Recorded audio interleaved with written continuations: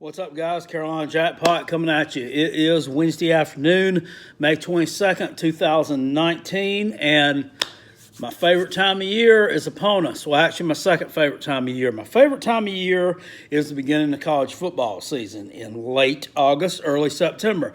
My second favorite time of year, if you've been watching my videos lately, you know what it is. It is magazine time. The magazines are hitting the shelves. College football previews. I love it. I love getting all my information together, having it in a concise form where I can just flip back to it. You can refer back to it whenever you need to.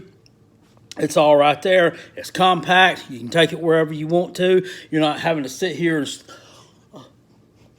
I'm scrolling through Twitter. Let me scroll through Facebook, see what I can find on this one. Yeah, let me go over here to 24/7 Sports. Nah. Okay? I got everything I need within the confines of these 300 pages. Okay? So I can look at that. I can see all my stats from last year. I can see who's coming back, who's gone, what you done last year, and I can formulate my own opinions based on the research of these guys. You know what I'm saying? That's why I don't put a lot of stock into these, March and April previews of schedules and what, people think teams are going to do, because you're always missing something. You don't have all the information there. Even though you think you may, you don't.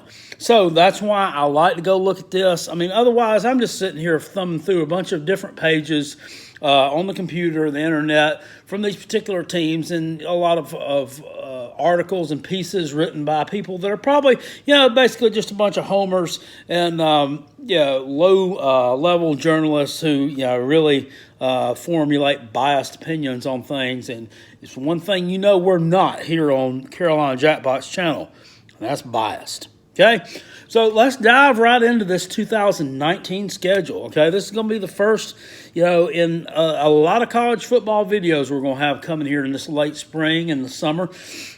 I'm going to do some superlatives. We're going to look at some lists. We're going to look at my top 5 most overrated teams, my top 5 most underrated teams, my top 5 best coaches, coaches on the hot seat. You name it, we're going to do it, okay? Because we got some time this summer, and we're definitely going to have some fun with this college football stuff, okay? So let's get right into it. Looking at South Carolina's 2019 schedule. And it's a tough slate. It is a tough slate. I'm not going to deny that. 2018, looking back for a minute, we finished 7-6 on the year. Don't want to rehash old stuff. Had some good performances. Had some really good performances where we looked pretty good. Had some abysmal performances where we didn't look so good. Had some good individual efforts and, some individual efforts that were lacking a little bit. They were lacking a little bit.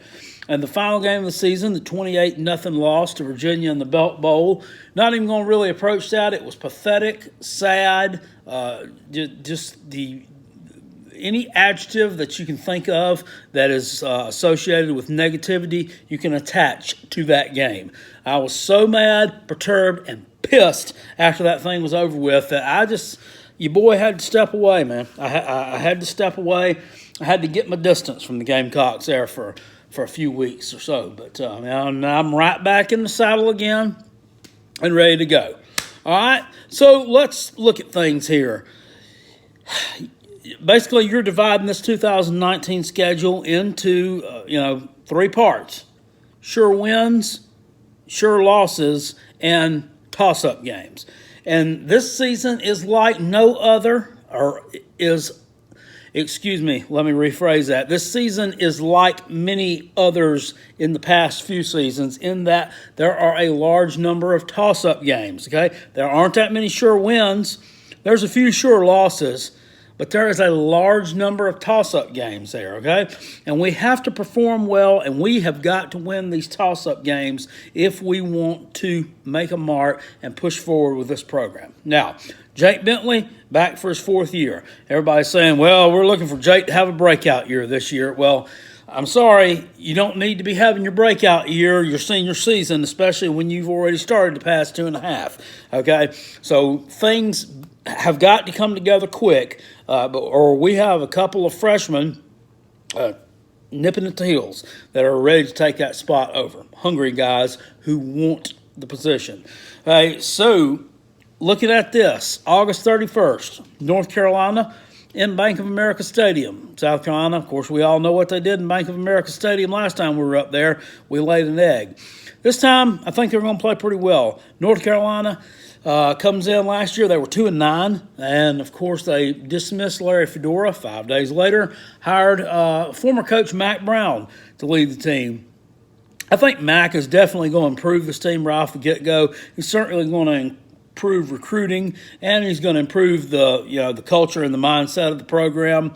Do I think he's going to work miracles? No. But I do think that at his advanced age, he's going to set the program up in much better condition than it was when he got there for someone else to take over and take it to that next level, or take it back to where it was a few years ago. UNC's been a solid football team in the past. Haven't really been a powerhouse since maybe I'd say the early 1980s, but they definitely have a mold there and a history. I just don't think it's going to happen for them on that Saturday. I think this will be a tight game in the first half. I think South Carolina finds a way to pull ahead and put them to bed in the second half. Cox going to win this one by a couple of scores, in my opinion. Second game, Charleston Southern. Autry Denson used to be running back at Notre Dame back in the early 90s or mid-90s, I think it was, is actually the head coach for Charleston Southern. They've been solid in FCS in the past few years. Carolina should get this win fairly easily. I'm looking for a 30 to 40 point margin in that one in week number 2, getting tuned up for week number 3. And we get Alabama at home on September 14th. Say what you want to about Alabama. They really, really, really made me mad last year in that national championship game with their performance against the Taters. I don't know what happened there. I really don't. Taters will tell you that it's just because we were the superior team, and you just can't deny that. And, yeah, I get that narrative, and I've given them credit for that victory. I have. But something happened to Alabama that night. I don't know what it was. They just didn't look right. A lot of mistakes, a lot of turnovers that were uncharacteristic of them. And unfortunately, I don't think that's the team that's going to show up to play in Columbia in this game. I do think the Gamecocks play well against Alabama that day. I just don't think that we don't have quite enough at the skill positions, and I don't think we have quite enough defense. And I think Tua, probably in the second half, will kind of pick us apart, and that could be a 2 to 3 score loss, and that's what I'm looking for. But I do think South Carolina plays well and makes a statement in that game in a loss. Week number 4, on the road at Missouri. This is one of those toss-ups that I was talking about. Now, last year, as you know, Carolina 37-35 at home against Missouri with the win, in which Missouri was coming off of a pretty good showing at home against Georgia. This actually started them on a string of 3 losses in a row. Now, you'll talk to a lot of fans, especially Clemson fans, tell you that Missouri outplayed the Cox, and, you only won because it started raining. Yeah, and it did. It rained. It rained big time. That was a huge rain. It's like one of those South American rainforest rains in that game. One of the worst I've seen in a college football game. But guess what? Missouri played in the same exact conditions as South Carolina did, okay? They played in the same exact conditions we did. They were up on us when that rain started. When it was done with, we had the lead. They got the lead back on us. A kid that couldn't hit the broadside of a barn kicked like a 44-yard field goal from them. They go up by 1. We drive down the field, hit a big pass to Kyle Markway, tight end, who's rarely ever used. We kicked the field goal and win the game. Carolina deserved to win that one, and that was done with the backup quarterback, Michael Scarnecchia, who was starting, if you remember, in place of Jake Bentley, who got hurt against Kentucky. Missouri's got some good skill players. They got a tight end named Albert. I will not even attempt to pronounce his last name because I couldn't do it, who's predicted to be a first-team All-American actually at tight end for them. Larry Roundtree out there and running back. They got a couple other kids at wide receiver who are really good. And, of course, Kelly Bryant at quarterback. A run-first type guy who led Clemson to the playoffs in 2017. Did a solid job taking back taking the reins over, shall I say, from Deshaun Watson after a national championship season 2016. Transferred to Missouri midway through the season last year when he saw that he's losing his starting position and his spot on the team to Trevor Lawrence. I think that he'll probably progress a little bit as a quarterback here, especially as a passer under Derek Dooley, who's the offensive coordinator out there at Missouri. I don't know. This is one of those teams over the past few years, the Gamecocks, we just seem like we got their number. We've beaten them 3 times in a row. And I'll look for us to get the 4-bomb on them this year. I'm putting that one in the win column for South Carolina. Give them a win on the road at Missouri. This team's not going to be eligible for a bowl game, so they've got that working against them right there. That can get a little bit in their psyche. They know they're not eligible for an SEC championship or SEC title game appearance. So, what I say, though, toss-up game. That one's crucial. Next one, at home against Kentucky. I can't say enough about this one. That is a must-win for the Gamecocks. That's another toss-up game that shouldn't be a toss-up game. Kentucky's losing a lot. They lost their leader in Benny Snell, not only their leading rusher, but one of the leaders of the team, the leader of the team. If you want to, split hairs about it, that was the face of Kentucky football last year, along with Josh Allen on the defensive line. Excuse me. Those two guys, were really, really, really the grease that made the wheels turn for the Kentucky Wildcats last year. And this is a team you have got to beat. But they have got some talent coming back. What's his name? A.J. Rose is their running back who replaced Snell. Had a fairly good season last year in limited action when he spelled Benny Snell. He did a good job. Had a high per carry average yardage. They got some players back on defense this year, led by inside linebacker Cash Trash Daniels. Good player there, good solid kid. The quarterback, Terry Wilson, he was serviceable. Serviceable for Kentucky. Last year, he threw a few interceptions earlier in the year, but he kind of straightened it out toward the end. I look for him to have a pretty good season this year. However, that is a game that is a must-win for Carolina. Last year, it was a must-win, but that was a very talented Kentucky team they went on the road against. They faced a Kentucky team last year that, quite frankly, was better than they were. This year, you're facing a Kentucky team at home that you are going to be better than. And I'm putting that one in the win column. South Carolina takes care of business, stops the 5-year string of madness against Kentucky, and gets the victory at home, heading into a bye week where they take on Georgia Bulldogs right in the middle of the season. They can't decide where they want this game at. Can't decide whether they want it at the beginning of the year. They can't decide if they want it in November. They can't decide if they want it smack dab in the middle of the year. When I was a kid growing up, it always seemed like South Carolina and Georgia played at the beginning of the year or right close to the beginning of the year. However, South Carolina was independent for a lot of that time, especially up till 1992. But then after that, it still seemed like we played Georgia at the beginning of the year every year. I mean, we actually opened with them a couple of times. This one's in the middle of the year. It does come in a good spot for us after a bye week. You're coming off a string of playing 5 games in a row there, and they're going to be beat up. South Carolina's always going to have some injuries, and they're going to be a little bit beat up. So I'll look for that to possibly play a factor. But going into that, having a bye week, that's huge.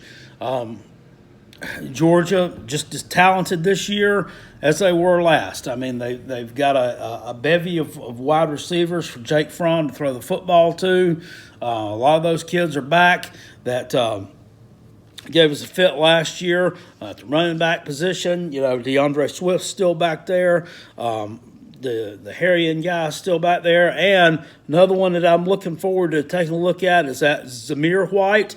He'll be a freshman this year from where's he at? From Rockingham, North Carolina, or somewhere like that. He was an absolute beast in high school.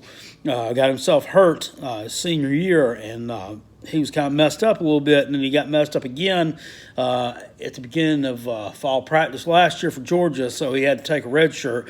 But if this guy can get back to the form that he had in or during his high school years, look out. You're looking at a future NFL talent right there. The guy is amazing. Offensive line. Their offensive line is picked by many as the number one offensive line in the country. A lot of starters back up there. Cade Mays, that big kid that went to Georgia over Tennessee, and a couple others that they all were kind of clamoring over him last year. He's actually a backup, I think. Probably working himself into a starting role, maybe somewhere else on the line next year. Jake Fromm. Not the best quarterback out there, but he makes good decisions. And Georgia's defense, although it's not a great defense by any stretch of the imagination, but they are definitely serviceable enough to get the job done to where their talent level will carry them to wins in most of these SEC games. Tyson Campbell is back there, and that Richard LeCount guy last year in the secondary that gave a lot of teams fits. So, that's a game that, I don't think South Carolina's going to win.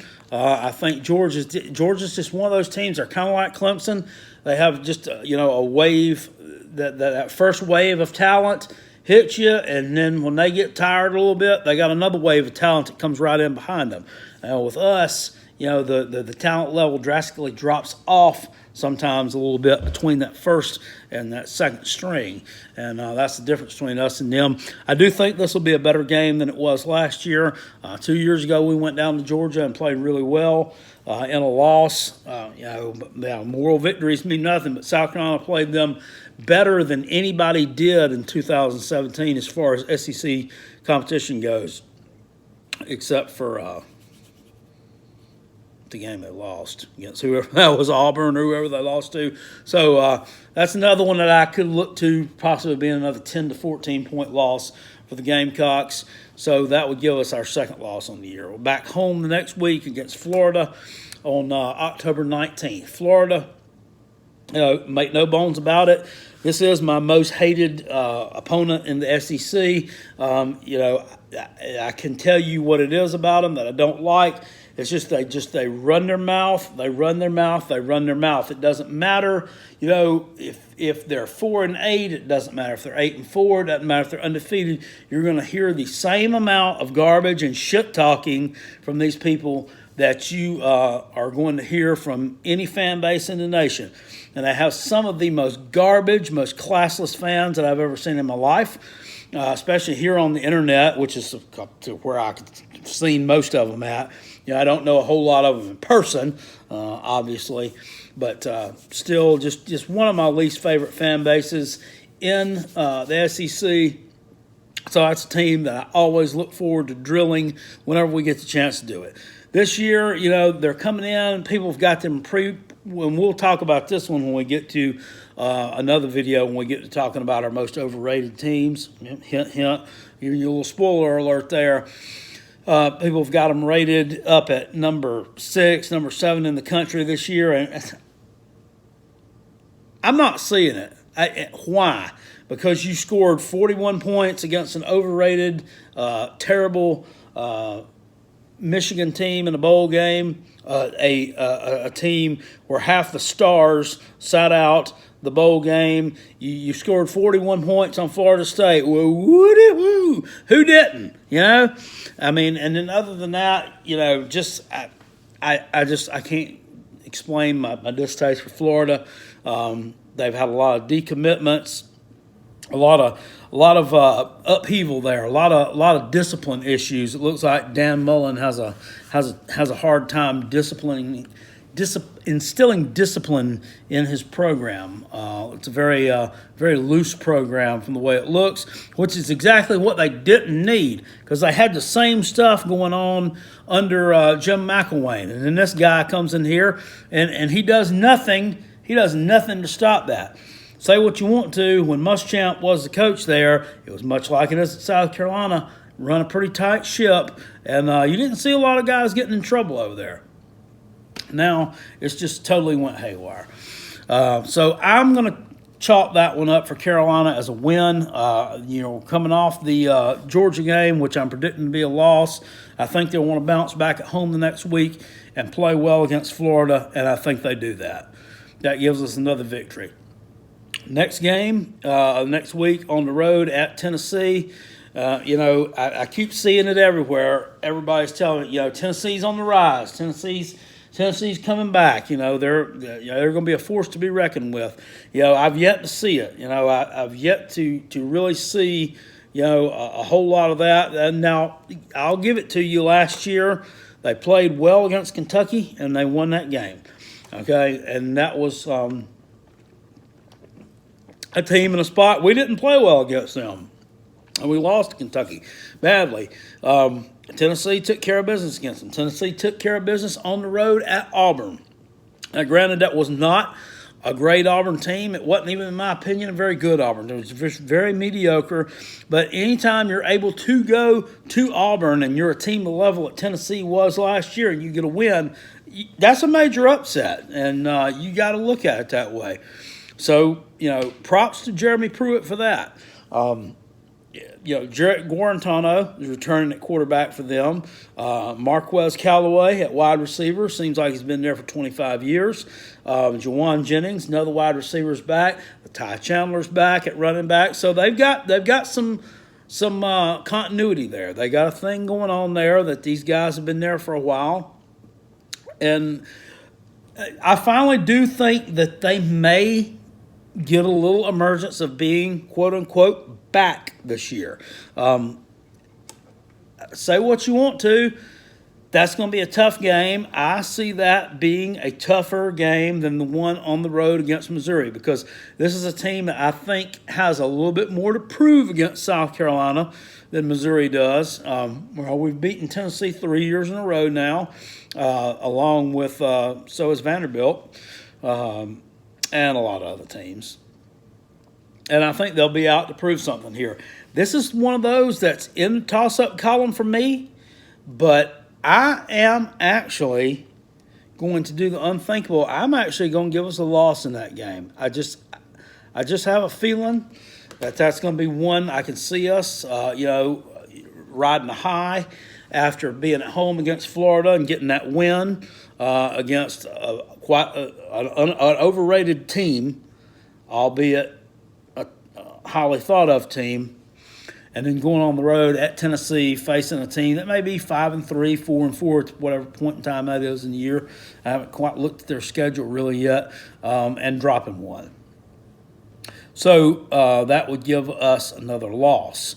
Next game on the road, it's at home against Vanderbilt on November the 2nd. I believe it's home against the Commodores. They got to replace that quarterback, Kyle Shermer.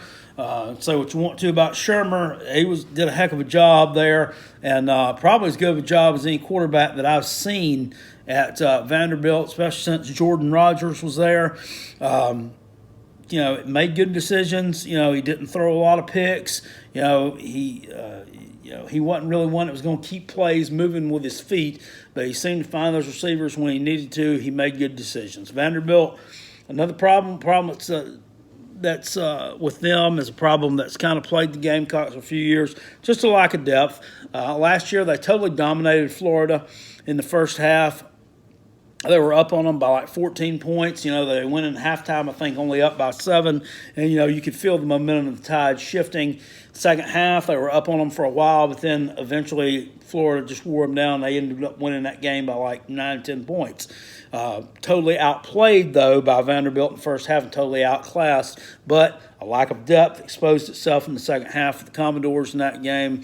Last year, South Carolina went on the road took Vanderbilt on a week after they had really put up a good fight on the road against Notre Dame and almost won that game. We were going in there. I think that game was either like a toss-up, and some people have Vanderbilt as like a 1 or 2 point favorite against Carolina, and we pretty much crushed them. It was 37-14, and quite frankly, should have been worse than that. Got a pretty easy victory over them.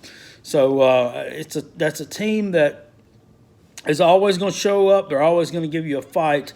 They got a kid returning at running back for them, a kid that's this will be his second year in that program, transfer from Illinois. Keyshawn Vaughn, he's a big part of their offense last year, actually went down in that Florida game, and there's another major reason they lost that one. This is one I think South Carolina wins at home. Like I say, the loss of Shermer, I think, unless there's new quarterbacks they've got taken over there, is really special. I just don't see that happening. These first-year quarterbacks at Vandy don't typically don't come into their own until about year 2 or 3, from what I've seen of those guys. So I'm going to take that one as a win for the Gamecocks. November 9th, Appalachian State at home. Scott Satterfield, who was coach there for quite a few years, who took that program to some really, really good heights, really introduced them into the FBS level of competition, and took them to quite a few. Well, not quite a few, but they've gone to bowl games, done very well in the Sun Belt Conference, won it several times. Satterfield is gone. He's off now. The head coach at Louisville. I always thought he would end up getting the North Carolina job at the Mac Brown thing. It was kind of a curveball for everybody. Taking over for him is Elia Drinkowitz, who was the offensive coordinator at NC State most recently. Drinkowitz is an offensive mind. They got a good kid there at quarterback that took over for who was it? Taylor Lamb, who was the quarterback there for like 4 years, and then this other kid last year, and I can't remember his name, but he's a good one. Took over for him, and they didn't skip beat. App State is going to be in contention in the Sun Belt Conference anyway. I look for those guys to move out of that and up to another level to maybe a Conference USA or the American Athletic, something like that in a few years. This is going to be a tough game for Carolina. This will be a tough one. It's coming after a string of about 4 or 5 SEC games in a row, and it would not shock me in the least. And I'm not being the least bit cynical here. It would not shock me in the least to see Carolina come out, not really play a great game, and drop one to the Mountaineers in Columbia. It wouldn't. Last year, they totally outplayed Penn State in Happy Valley. In fact, should have won that game.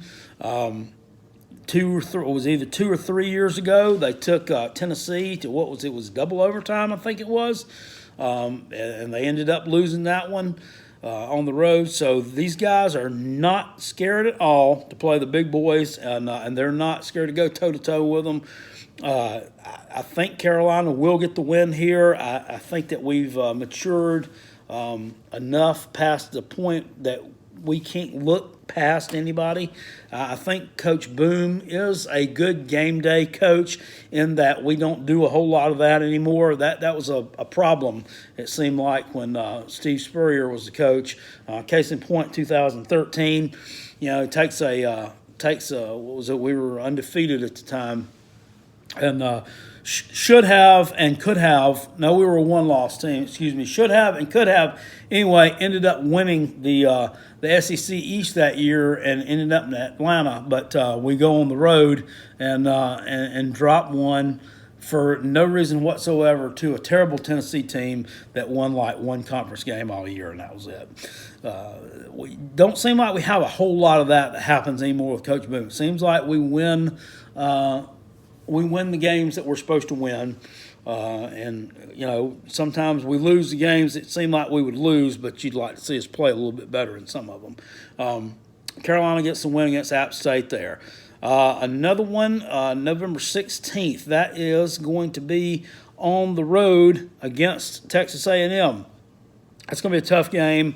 Jimbo Fisher definitely got those guys cranked up a notch last year. I think he's a good hire there and fits in well, and was a good replacement for Kevin Sumlin, who was just kind of squandering a lot of talent and squandering opportunities there. November 16th, they will be coming off. Either they're going to be coming off a game at Georgia, or that's a week before they play Georgia. Guess what? I can look it up because I'm magazine man, right? What is that one? Look at Georgia's schedule here. That's a week before the game on the road at Georgia. So you're looking at that. Texas A&M could possibly be, with sitting there with one loss in the SEC West at that time. Could be in contention. Let's say they could have knocked off Alabama by that point in time, but they could have a loss on their resume there somewhere too, to like a Mississippi State or an Auburn or somebody you wouldn't expect them to lose to. So I think they're going to be looking ahead to that game at Georgia for some reason. I do think that they could be looking ahead to that game the next week. And I think Carolina goes out there. I think we'll play well. South Carolina's went out there 2 times in 2015. We went out there again in 2017. Both years we played well. 2015, that was a year when South Carolina ended up finishing 3-9. We did go out there, and that was the emergence of Perry Orth at quarterback, and we lit Texas A&M up in that one. Problem was they lit us up just a little bit more. Once again, when we have really good offensive performances, it seems like the defense squanders them away. That's what happened that day. 2 years ago, we went out to Texas A&M, dropped that one 24-17. That was really, really a disappointing loss. It kind of played out a lot like last year's loss at Florida, in that South Carolina was leading the whole game. And then basically in the fourth quarter, just kind of fell apart. The lack of depth on defense really hurt in that game 2 years ago. This is a game that I think South Carolina can win if we go out there and play well. It's also a game where if we don't play well, I think that they can kind of have their way with us a little bit. By that point in the year, I think our defense is going to be a little bit beat up. It's going to be, a little bit not, up to par by that point in time. And I think that Texas A&M will probably get the win on us in that game. But don't count the cocks out there. If we go out, we play well, and take care of business like we should, they can win that game. I think Texas A&M this year is another one of those teams that's a little bit overrated. The loss of Travion Williams at running back is really going to hurt them a lot this year, I feel like, from my point of view. And, of course, last game of the season at home against Clemson, the Taters. We get a bye week before that, which is great. Great to get a bye week before we have to play them because we're going to need to be at full strength. Last year we were not at full strength, and still, we lost the game by 21 points. Clemson fans will tell you it was a blowout. It was not a blowout. They will sit there and spin that garbage all day long. South Carolina was toe-to-toe with these guys the entire first half. Second half, once again, what can we say it? That 3 words, lack of depth. Lack of depth killed us. We were already a walking, talking mash unit on defense, and second half, they got out to like a 49-21 lead. Carolina closed the gap back.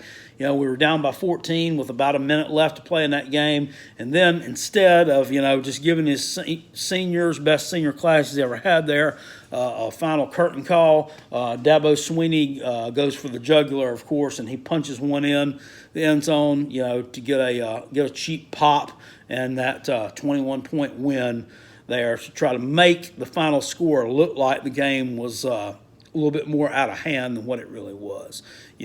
Good guy there. Good guy, though, for doing something like that. Good guy, Dabo. Pass collection plate. Anyway, I don't think we're winning that game. I think that they will come out firing all cylinders. Probably trying to put that one to rest from last year also. They got Trevor Lawrence coming back. Travis Etienne. some really exciting players at wide receiver, Justin Ross and T. Higgins. You can't say enough about these guys. They got a really solid offensive line. That's one of the best in the country coming back as well. Their defense, though it's not going to be as good as what it was this past year when they won a national championship, they still got a lot of 4- and 5-star guys there. And as long as they got them developed, which I'm sure Brent Venables will, they're going to be ready to go. I don't see us winning this game either, although, it's at home. We can pull off a shocker. Anything can happen. Where does that leave us? That's a 7-5 record to end up the season with. A 7-5 record, against the schedule. It's not terrible, but it's not what I want. I don't want to see it. If we could flip that Tennessee game around that I have predicted there into a win, that will be definitely huge. If we could possibly flip that Texas A&M game. If we could win 9 games on this schedule somehow or another, that would be huge. And I would definitely be back 100% behind Coach Boom if that were to happen. A lot of things between now and then got to take place. These guys got to stay in the weight room. They got to stay after it. They got to stay focused. If Tavian Feaster, everybody knows about him, number 28, Clemson Tigers, is a graduate transfer. He's a fifth-year senior, I believe. This is just a senior year. He was a freshman in 2016. I get these guys confused. Feaster has left. He's already graduated from Clemson, or will be graduating in August, I think it is. And South Carolina's made an offer out there for his services. He's considering, I think, South Carolina, Texas, Virginia Tech. Who the hell want to go there? And maybe a couple others. And he said he wants to look at depth charts before he makes his decision on where to go. If the kid's looking at depth charts, Columbia, he don't need to look any further than here. We do have a pretty stacked depth chart, but it's just numbers and players that are stacked up on that chart. There's not a lot of talent there. I've made it known that I'm not real solid behind Rico Dowdle. I think this guy, has a little bit of talent, but I don't think he's a really talented back. Not, any more so than any other media. He's just mediocre, okay? And he kind of, in my opinion, lacks a little bit of heart. I think Coach Muschamp's had to kind of get after him about work ethic and that kind of stuff the past couple of years. And he's our starter. Tyson Williams, who was a transfer from UNC, he done transferred out again. He's gone to TCU or something. No, he ain't decided where he's going. BYU is where he finally ended up at. That's a jump, ain't it? He goes from UNC to South Carolina to BYU. We got A.J. Turner back there, who is also splitting time at defensive back. A.J.'s been around for a while. I like A.J. He's a good kid, just not a great back. We've got a couple of young ones back there. Mon Denson, who in my opinion was the best running back out of the bunch last year. But still, he's another one that's not great. Will you get Feaster back there? I think, to be quite honest with you, that could be the difference in one of these ball games. It could be the difference in one of these games. He's a guy who has potential to be a 1,000-yard rusher for South Carolina. He's not great, but he's very good. He didn't get a lot of carries at Clemson, especially the past couple of years. Travis Etienne kind of took his spot on the depth chart. For obvious reason, Etienne's very talented and a very explosive back. But Feaster's pretty good himself. If we could get him back there, that's one of the puzzle pieces that we have been missing is a solid running back under Will Muschamp. If you want to go back and look at Muschamp's record between South Carolina and Florida, the only time that he's won more than 9 games was in 2012 at Florida when he won 11 games. He won 11-2 that year. He had a 1,000-yard rusher. Need I say more? So that's it. That's where I'm standing as of right now. I see us going about 7-5, but there's potential there to make it better. If we can get the right puzzle pieces in place and all the stars fall into alignment. I'll be seeing you guys later. Appreciate it. Peace. And I'm out of here. Go Gamecocks. Woo!